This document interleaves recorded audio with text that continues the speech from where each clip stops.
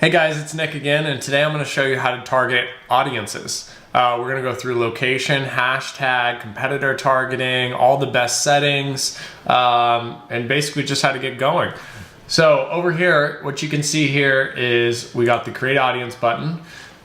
This is one of the first pages you'll see after you log in. First thing we're going to do is we're going to name our audience. So I'm just going to go ahead and target general audience mainstream. You can name it anything you want, any type of targeting name. So next thing you're going to do is we're going to select the targeting type. We have hashtag targeting, location targeting, competitor targeting, and event targeting right now. Hashtag targeting is basically targeting people that have used a specific hashtag in their posts on their profile. Okay, location targeting is going to be targeting anybody that has visited a place in the real world and taken a photo from there, tagged that place in their photo. So that could be competitor places, popular places in town, local bars, schools, literally anything. Depends on your target audience, but you can get really far with that. The other thing about location targeting that's great is not a lot of fake users we've found actually tag themselves as a location. So even without using our technologies to block malicious users, you're able to get a very real audience off of that.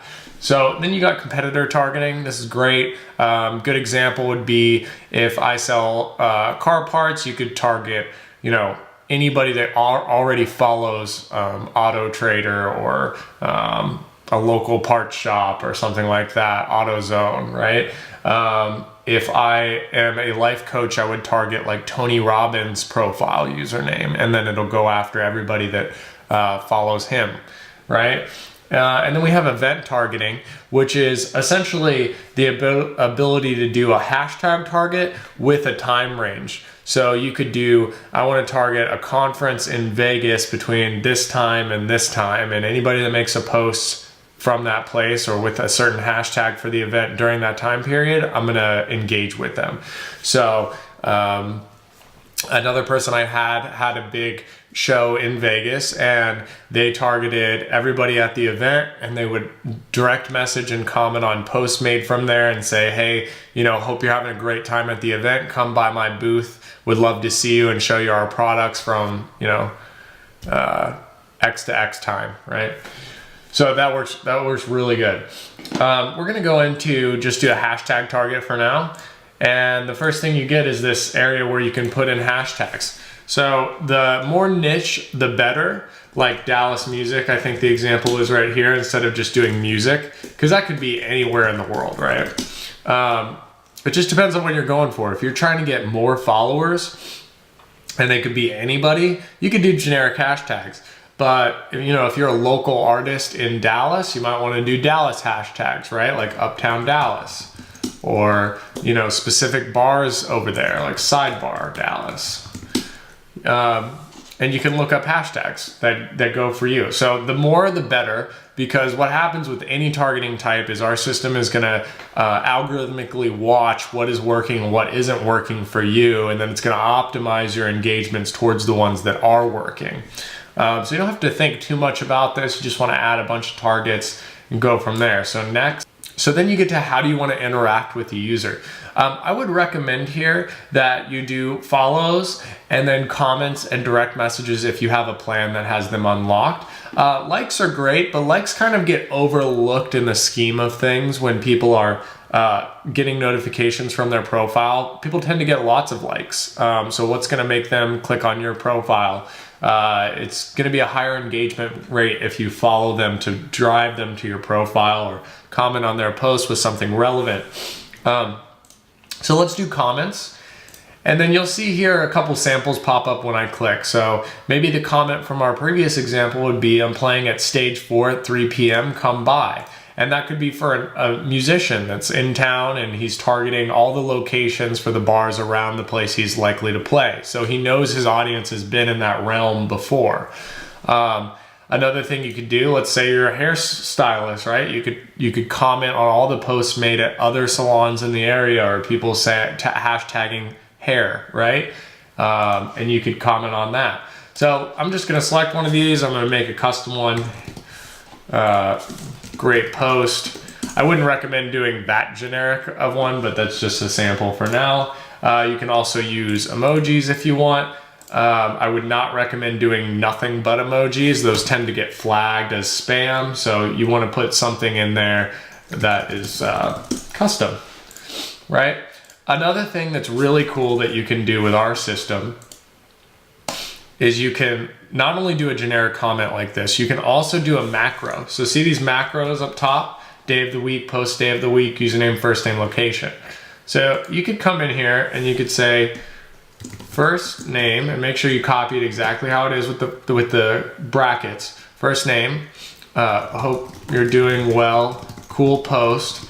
You should, or hope you're doing well on this day of the week. So that would be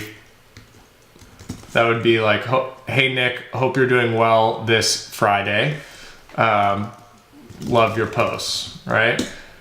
Or if you're targeting a bunch of locations, you could do the location. So you could say, location is one of my favorite spots. Hope you're having fun, right? And that would replace, if you targeted 300 locations, whichever one that this person was at when you were interacting with them, it would replace location with that spot. So it could be, the bar name is one of my favorite spots. Hope you're having fun. This is much more targeted, much less likely to be thought of as spam, right? Same thing with direct messages. We have those macros as well. So I'm going to follow the user and do comments, and then I'm going to hit next. And then we have additional options here. These are very optional. So you can avoid engaging with fake or malicious Instagram users. So if you enable this, basically our system, when it goes out and it looks at these posts coming in, do we engage with this? Do we engage with this? It's going to do a bunch of very proven math on that profile before it engages with it to see, do they have blacklisted words that they use often in their post captions, their bio? Like, we're talking about brand safety here. You don't want to post and follow somebody that could be terrible for your brand, right? So we have giant blacklists this will avoid people with. It's going to avoid, you know, fake users that are just like following a bunch of people but never like actually have a lot of followers, or maybe they don't have any posts that they're tagged in, so they're unlikely to be real. Maybe they barely have any posts to begin with, like the age of the account is a couple days, right? And they just have nothing. So this will avoid engaging with those people. It's a great feature. Nurture followers generated. This is basically if we do an engagement with this particular audience we're targeting, those comments and those follows that we just did, and that user comes back and follows your profile, checks you out and follows you, you can say, I want to go back and nurture that person that just engaged with me back. So if they follow me, I'm going to like a couple of their photos, and then I'm going to send them a direct message saying, hey, thanks for following me, or thanks for following, check out, following me, check out my products, and let me know what you think, right?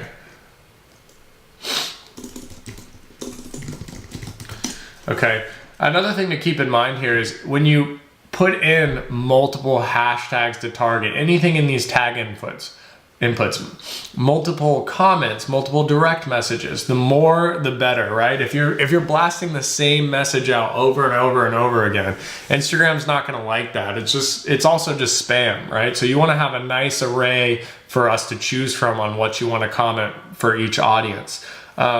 And then as far as the hashtags and the targets go, what we're going to do is we're going to just evenly rotate through those and figure out which ones work the best for you, and then report back on that.